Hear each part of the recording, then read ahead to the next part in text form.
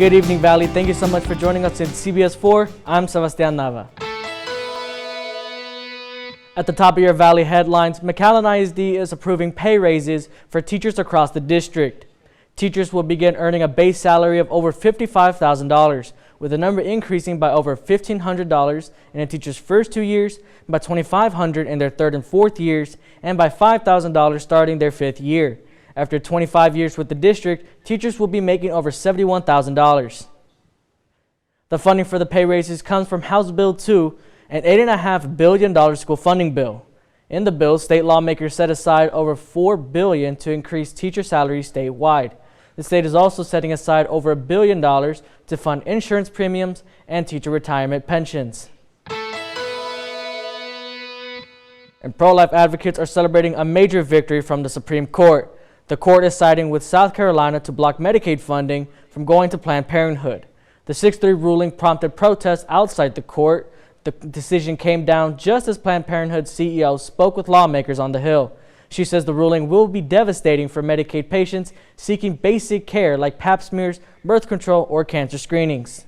Honestly, trying to contain my rage in this moment. In what world, right, can we call ourselves a free nation when women aren't free? When you deny us our ability to take away, to use our insurance. Planned Parenthood estimates that bill would force about 200 Planned Parenthood facilities to close, mostly in states where abortion is currently legal. Now, today's ruling could have a major impact on women across the country who rely on Planned Parenthood for things like contraception and cancer screenings. So tonight, we're going in depth on the Supreme Court's decision and the impact it could have on patients here in the Valley and the services they have access to. Planned Parenthood data shows nearly 4,500 patients visited their 2 locations in the Valley last year. Data from their 2024 impact report shows the clinics distributed over 15,000 units of contraception. The clinics also provided over 6,000 tests for sexually transmitted infections and over 1,800 clinical breast and pelvic exams. Officials with Planned Parenthood South Texas say their focus is to provide easy access to healthcare services for all.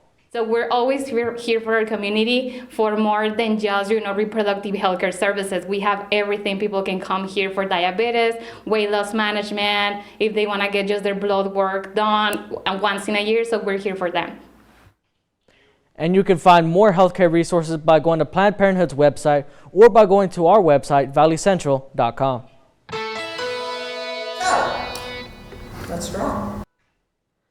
The Texas legislature passed 17 constitutional amendments this session, the most since 2003. They include amendments to raise the homestead exemption, provide $20 billion for the water fund, and give judges the right to deny bail for certain crimes.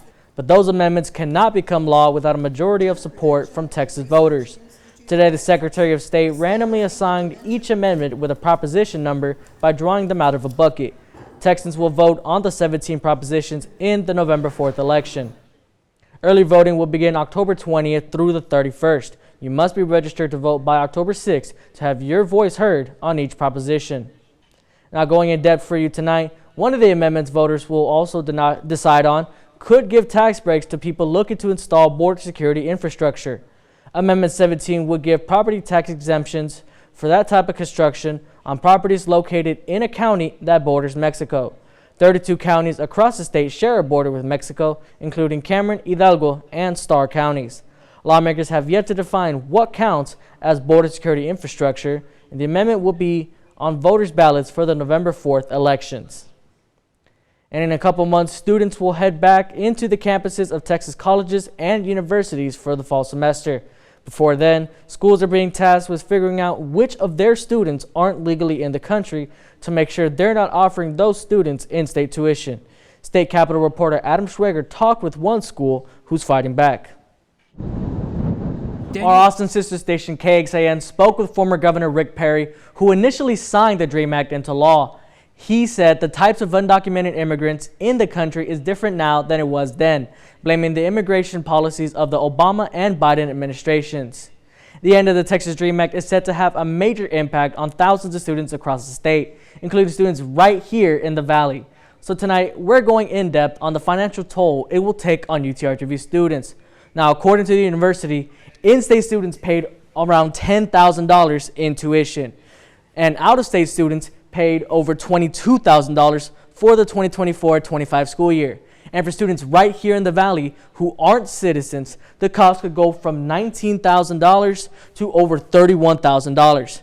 Now, UTRGV previously addressed concerns from students on the impact the ruling could have on their financial plans. The university released a statement saying, quote, "As UTRGV continues its review of the impact of the consent judgment, students who may be affected will be notified directly."